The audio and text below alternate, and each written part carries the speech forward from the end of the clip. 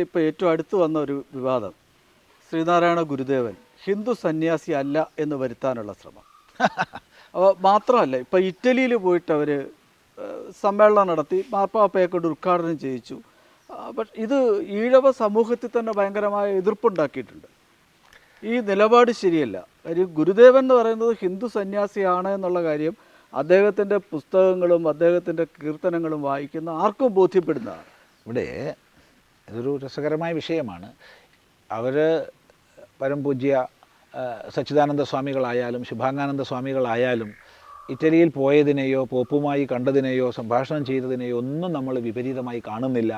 അതിനെ അനുകൂലമാക്കി മാറ്റിയെടുക്കാൻ നമുക്ക് കഴിയുമെന്ന വിശ്വാസമാണ് നമുക്കുള്ളത്. കാരണം പണ്ട് നമ്മുടെ കേരള മുഖ്യമന്ത്രിയായിരുന്ന ഇ കെ നായനാർ പോപ്പിനെ കാണാൻ പോയപ്പോൾ അദ്ദേഹത്തിന് സമ്മാനിച്ചത് ഭഗവത്ഗീതയാണ്. ദാസ് ക്യാപിറ്റൽ അല്ല, കമ്മ്യൂണിസ്റ്റ് മാനിഫെസ്റ്റോ അല്ല. അതും ശങ്കരഭാഷ്യത്തോടു കൂടിയ വിദ്യാവാചസ്പതി പനോളി ഇംഗ്ലീഷിലേക്ക് തർജ്ജമ ചെയ്ത ശങ്കരഭാഷ്യമാണ് കൊടുത്തത്. അത് വലിയൊരു മെസ്സേജാണ്. അതുപോലെ ലോകത്തിനെ ഭാവിയിലേക്ക് നയിക്കാൻ ഉള്ളത് ശ്രീനാരായണ ഗുരുദേവൻ നൽകിയ ദർശനമാണ്. ശ്രീനാരായണ ഗുരുദേവൻ നൽകിയ ദർശനം സ്വതന്ത്രമല്ല, അത് വേദാന്ത ദർശനമാണ്, വേദദർശനമാണ് എന്നുള്ള സന്ദേശം നൽകാനായിരിക്കാം പൂജ്യ സച്ചിദാനന്ദ സ്വാമികളൊക്കെ ശ്രമിച്ചിട്ടുണ്ടാവുക. അതിനാണ് സാധിക്കേണ്ടത്. പക്ഷേ അത് നേരെ അട്ടിമറിച്ച് ഒരു തരം മതേതരത്വം എന്നുള്ള ഒരു ഒരു ഒരു ഒരു അപകടകരമായ, കാരണം മതേതര ശബ്ദം തന്നെ തെറ്റാണ്. ഇതരം എപ്പോഴും അന്യമായതിന് ഭിന്നമായതിന് ഉപയോഗിക്കുന്ന പ്രത്യയമാണ്. അപ്പോൾ ആ ശബ്ദപ്രയോഗം തന്നെ തെറ്റമാണ്. ആ രീതിയിലേക്ക് അതിനെ മാറ്റി ശ്രീനാരായണ ഗുരുദേവൻ മുന്നോട്ട് വെച്ച വൈദിക ദർശനത്തെ, വേദാന്ത ദർശനത്തെ, അദ്ദേഹം ചെയ്ത പ്രവർത്തനങ്ങളെ, അവിടുന്ന് കാണിച്ചു തന്ന ചര്യകളെയൊക്കെ അട്ടിമറിക്കാനുള്ള നീക്കമായി മറ്റാരെങ്കിലും ഉപയോഗിക്കുന്നത് സാധിക്കാതിരിക്കുകയാണ് വേണ്ടത്. കാരണം അവിടെ പോയിട്ട് പോപ്പിനെ കൊണ്ട് ഇത് അംഗീകരിപ്പിച്ചു എന്ന് പറഞ്ഞാൽ അത് വളരെ ഒരു ശുഭകരമായ സൂചനയായിട്ടാണ് ഞാൻ നോക്കി കാണുന്നത്. അത് തിരിച്ച് വ്യാഖ്യാനിക്കാൻ ഇട നൽകരുത് സമൂഹത്തിന്. കാരണം ഇത് പറയുമ്പോൾ ശ്രീനാരായണ ഗുരുദേവൻ ആദ്യം ശാസ്ത്ര സ്വാധ്യായം ചെയ്തു. സമ്പൂർണമായി വ്യാകരണമായാലും തർക്കമായാലും ന്യായമായാലും അവിടെ നിന്നിങ്ങോട്ട് വേദാന്തമായാലും വൈദിക ശാസ്ത്രങ്ങളെ നല്ലപോലെ അധ്യയനം ചെയ്തു അധ്യാപകനാകാനുള്ള പദവിയിലേക്ക് ഉയർന്ന് അനന്തരം തീർത്തും വിരക്തനായി പരിവ്രാജകനായി തിരുവനന്തപുരം ജില്ലയുടെ വിവിധ പ്രദേശങ്ങളിലൂടെ നിരന്തരം പരിവ്രജനം ചെയ്ത് അനന്തരം അതിസൂക്ഷ്മ യോഗ സാധനകളിലേക്ക് പ്രവേശിച്ചു. അതിസൂക്ഷ്മ യോഗ സാധനകളിലേക്ക് പ്രവേശിച്ച് അവിടെ നമ്മൾ ചട്ടമ്പിസ്വാമി തിരുവടികളുടെ പേര് ഓർമ്മിക്കണം. അവിടുന്നാണ് തൈക്കാട്ടയ്യാവിനരികിലേക്ക് കൊണ്ടുപോകുന്നത്. അവിടുന്നാണ് സൂക്ഷ്മ യോഗ സാധനകളിലേക്കും ശിവരാജയോഗ സാധനകളിലേക്കും പോകുന്നു. അവിടെ നിന്ന് പിന്നീട് നമ്മൾ കാണുന്നത് മരുത്വാമലയിലെ തപസ്സാണ്. ആ തപസ്സിൽ നിന്ന് ഇറങ്ങി വന്ന് ലോക സംസ്ഥാപനത്തിന് വേണ്ടി, ധർമ്മ സംസ്ഥാപനത്തിന് വേണ്ടി പ്രവർത്തിക്കുന്ന ഗുരുദേവൻ ആദ്യം ചെയ്തത് ക്ഷേത്രം പ്രതിഷ്ഠിക്കുകയാണ്. അവിടെ നിന്ന് അങ്ങോട്ട് പരമ്പരയാ 30-ലധികം ക്ഷേത്രങ്ങളാണ് അവിടുന്ന് പ്രതിഷ്ഠിച്ചത്. ശിവക്ഷേത്രങ്ങളാണ് കൂടുതൽ. എന്നാൽ ദേവീക്ഷേത്രങ്ങൾ, സുബ്രഹ്മണ്യ ക്ഷേത്രങ്ങൾ എല്ലാം അക്കൂട്ടത്തിലുണ്ടെങ്കിലും ഈ ക്ഷേത്രങ്ങൾ തീർത്തും ഹൈന്ദവ വിധാനമനുസരിച്ചുള്ള, വൈദിക വിധാനമനുസരിച്ചിട്ടുള്ള രീതിയിലാണ് അവിടുന്ന് പ്രതിഷ്ഠിച്ച് ആരാധന നിശ്ചയിച്ചിട്ടുള്ളത്. ഇന്നും ആ ക്ഷേത്രങ്ങളെല്ലാം തന്നെ താന്ത്രിക വൈദിക വിധാനപ്രകാരമാണ് നടക്കുന്നത്. നമുക്ക് പ്രത്യക്ഷമായി കാണുന്നതാണ്. അല്ലാതെ ഒരു സ്ഥാപനം പോലും ഹിന്ദുധർമ്മത്തിൽ നിന്ന് ഭിന്നമായ സ്ഥാപനം ഗുരുദേവൻ പണിതിട്ടില്ല. പിന്നീട് ആശ്രമ സ്ഥാപനങ്ങളാണ്. ആശ്രമ സ്ഥാപനങ്ങളിൽ പ്രധാനമായി ശിവഗിരി തന്നെ. ആ ശിവഗിരി ആശ്രമം സ്ഥാപിച്ചപ്പോൾ ഇന്ന് ശിവഗിരി മഠത്തിൻ്റെ പ്രധാന കേന്ദ്രമായിട്ട് ഗുരുദേവൻ്റെ മഹാസമാധി ക്ഷേത്രമാണ് നമുക്കുള്ളത്. അങ്ങേയറ്റം പൂജ്യമായി നമ്മൾ കാണുന്ന മഹാസമാധി ക്ഷേത്രമാണ്. എന്നാൽ ഗുരുദേവൻ പ്രതിഷ്ഠിച്ചിട്ടുള്ളത് അതല്ലല്ലോ. ഗുരുദേവൻ പ്രതിഷ്ഠിച്ചിട്ടുള്ളത് ശാരദാദേവിയെയാണ്. ശാരദാദേവിയാണ് ഗുരുദേവൻ പ്രതിഷ്ഠിച്ചിട്ടുള്ളത് തൻ്റെ മുഖ്യ സങ്കേതത്തിൽ. അത് കഴിഞ്ഞ് ആലുവ അദ്വൈതാശ്രമം സ്ഥാപിച്ചു. അവിടെ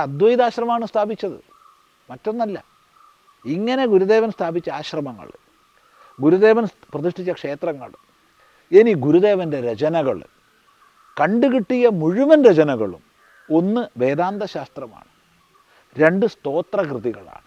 ആ സ്തോത്രകൃതികളിൽ ശിവസ്തോത്രങ്ങൾ, വിഷ്ണു സ്തോത്രങ്ങൾ, സുബ്രഹ്മണ്യ സ്തോത്രങ്ങൾ, ദേവീ സ്തോത്രങ്ങൾ, ഇതാണ് ഗണപതി സ്തോത്രം. അതിലെല്ലാം പ്രത്യേകിച്ച് ബാഹുലേയാഷ്ടകമൊക്കെ നോക്കിക്കഴിഞ്ഞാൽ തന്ത്രവിധാനത്തിൻ്റെ സൂക്ഷ്മതയിലേക്ക്, മന്ത്രശാസ്ത്രത്തിൻ്റെ സൂക്ഷ്മതയിലേക്ക് നമ്മളെ നയിക്കുന്ന കൃതികളാണ്. ജനനി നവരത്നമഞ്ജരിയൊക്കെ നമ്മൾ നോക്കിക്കഴിഞ്ഞാൽ വേദാന്തത്തിൻ്റെയും യോഗത്തിൻ്റെയും ഭക്തിയുടെയും ഒക്കെ പാരമ്യത്തിലുള്ള ഋഷി വചനങ്ങളാണ് ഓരോന്നും. അപ്പോൾ ഈ കൃതികൾ, ഇത് കൂടാതെ ധർമ്മസംബന്ധമായ കൃതികൾ മുഴുവൻ ഇതേ ഉള്ളൂ ശ്രീനാരായണ ഗുരുദേവൻ്റെ, മറ്റൊന്നും ഉണ്ടായിട്ടില്ല. ഒരു കൃതി കാണിച്ചു തരൂ, ഒരു പ്രവർത്തനം കാണിച്ചു തരൂ എന്നത് ഇന്ന് ഗുരുദേവന് ഒരു ഭാഗത്ത് ഹിന്ദു സന്യാസി അല്ല, ഗുരുദേവൻ ഹിന്ദുവേ അല്ല എന്നുള്ള ഒരു വ്യാഖ്യാനം. അതിനു വേണ്ടിയിട്ട് ബൗദ്ധപക്ഷപാതിത്വമുള്ള വ്യാഖ്യാനങ്ങൾ മലയാളത്തിൽ ഇറക്കിക്കൊണ്ടിരിക്കുകയാണ്. ഇത് ഗുരുദേവനെ ഹിംസിക്കുന്നതിന് തുല്യമാണ്. എന്തിനു വേണ്ടി ആ മഹാത്മാവ് നിലനിന്നോ, എന്ത് ചെയ്തോ, എന്ത് പ്രവർത്തിച്ചോ അതിന് വിരുദ്ധമായിട്ട് അവിടുത്തെ ചിത്രീകരിക്കുകയാണ്. മറ്റൊന്നുകൂടി നമ്മൾ ഓർമ്മിക്കുക, 1921 വടക്കൻ കേരളത്തിൽ നിന്ന്, അന്ന് മലപ്പുറം എന്നല്ലല്ലോ പേര് പറയുക, അന്ന് മലബാർ എന്നാണ് പറയുക. അപ്പോൾ മലബാറിൽ ഈ വംശീയ ഹത്യ നടക്കുന്നു എന്നറിഞ്ഞപ്പോൾ ഗുരുദേവനാണ് നിർദ്ദേശിച്ചിട്ട് കുമാരനാശാനെ ആ വിഷയങ്ങൾ പഠിക്കാനും മനസ്സിലാക്കാനുമുള്ള പ്രേരണ നൽകിയത്. അതിൻ്റെ ഫലമായിട്ടാണ് വാസ്തവത്തിൽ കുമാരനാശാൻ്റെ ഈ ദുരവസ്ഥ വന്നു, മതപരിവർത്തന രസവാദം വന്നു, ദുരവസ്ഥയും വന്നു, മതപരിവർത്തന രസവാദവും വന്നു. എത്രമാത്രം വേദനിച്ചു ആ ഹൃദയം. അപ്പം ഇതൊക്കെ യാഥാർത്ഥ്യങ്ങളായി നമ്മളെ മുമ്പിൽ ഉണ്ടായിരിക്കെ ഹിന്ദു സന്യാസി അല്ല ഗുരുദേവൻ. സന്തോഷം വേണ്ട. പിന്നെന്താണ് ശാരദാദേവി ആരാണ്? ഈ കൃതികൾ എന്തൊക്കെയാണ്? ഗുരുദേവൻ പ്രതിഷ്ഠിച്ച ക്ഷേത്രങ്ങൾ എന്തൊക്കെയാണ്? ഇതൊക്കെ എന്ത് സങ്കേതങ്ങളാണ്? അപ്പോൾ ഇത് എന്താ പറയേണ്ടതെന്ന് വാക്കുകൾ കിട്ടുന്നില്ല. അപ്പോൾ അതുകൊണ്ട് ഗുരുദേവനെ ഹിംസിക്കരുതെന്ന് മാത്രമേ നമുക്ക് പറയാനുള്ളൂ, മറ്റൊന്നും പറയാനില്ല. ഈ ഗുരുദേവനെ ഹിംസിക്കാനുള്ള ശ്രമമാണ്, ഹിംസയാണല്ലോ. ഒരിക്കൽ നമുക്ക് പരിചയമുള്ളൊരു ചെറുപ്പക്കാരൻ, അയാളിപ്പോൾ കുറേ പ്രായമുള്ള ആളാണ്. അയാൾ 10ാം ക്ലാസ് പാസ്സായി. 10ാം ക്ലാസ് പാസ്സായി പ്രീ ഡിഗ്രിക്ക് അഡ്മിഷൻ കിട്ടി. പ്രീ ഡിഗ്രിക്ക് അഡ്മിഷൻ കിട്ടിയപ്പോൾ കോളേജിലേക്ക് അച്ഛനെയും കൂട്ടി പോകണം. അപ്പോൾ അച്ഛനെയും കൂട്ടി പോകാൻ ഇയാൾക്ക് മടി. കാരണം അച്ഛൻ എന്താ പറയേണ്ടത്, വലിയ പരിഷ്കാരമുള്ള ആളൊന്നുമല്ല, ഒരു മുണ്ടുടുക്കുകയുള്ളൂ, ഒന്ന് പൊതയ്ക്കുകയുള്ളൂ. അപ്പോൾ ഇതൊക്കെ കൊണ്ട് അച്ഛനെ എങ്ങനെയാണ് കോളേജിൽ പോവുക? ഇയാളെന്ത് ചെയ്തു എന്നറിയോ? വേറൊരാളെ കൂട്ടി തൻ്റെ അച്ഛനാണെന്നും പറഞ്ഞ് കോളേജിൽ കൊണ്ടുപോയി. അഡ്മിഷൻ കിട്ടി. 2 മാസം കഴിഞ്ഞപ്പോഴാണ് അച്ഛൻ അറിഞ്ഞത് എൻ്റെ മകൻ ഇങ്ങനെ ചെയ്തു.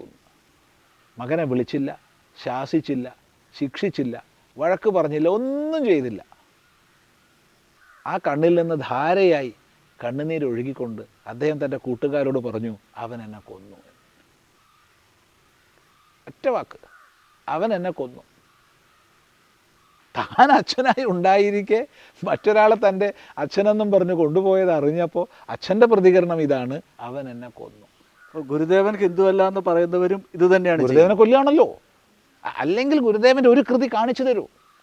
ഗുരുദേവൻ ക്ഷേത്രപ്രതിഷ്ഠകൾ ചെയ്ത 30-ലധികം ക്ഷേത്രപ്രതിഷ്ഠകൾ ഗുരുദേവൻ ചെയ്തു. അങ്ങ് ദക്ഷിണ കന്നഡ വരെയുള്ള സ്ഥലത്ത് ഗുരുദേവൻ പ്രതിഷ്ഠ ചെയ്തു. ഇങ്ങ് അരുവിപ്പുറം മുതൽ.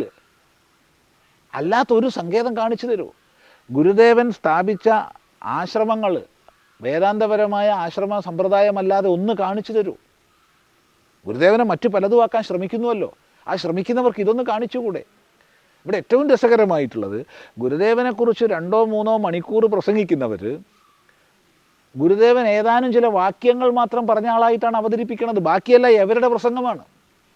വിദ്യ കൊണ്ട് പ്രബുദ്ധരാകുക, സംഘടന കൊണ്ട് ശക്തരാവുക, മദ്യം ചെത്തരുത്, കൊടുക്കരുത്, കുടിക്കരുത്, മതമേതായാലും മനുഷ്യൻ നന്നായാൽ മതി, ഈ ജാതി ചോദിക്കരുത്, ചിന്തിക്കരുത്, പറയരുത്, ഇങ്ങനെ ഒരു 10-20 വാക്യങ്ങളിൽ ഗുരുദേവൻ ഒതുക്കുകയാണ്. അതല്ലല്ലോ ഗുരുദേവൻ. ഗുരുദേവൻ നമ്മുടെ മുമ്പിൽ കൃതികളിലൂടെയുണ്ട്, തൻ്റെ രചനകളിലൂടെ നമ്മുടെ മുമ്പിൽ ജീവിക്കുകയാണ്. ആ കൃതികളല്ലേ പഠിക്കേണ്ടത്? അവിടുത്തെ പ്രതിഷ്ഠകളിലൂടെ ജീവിക്കുകയാണ്. ആ പ്രതിഷ്ഠകളിൽ പോയി തൊഴുകയല്ലേ വേണ്ടത്? മറ്റത് കൊല്ലുന്നതിന് തുല്യമല്ലേ?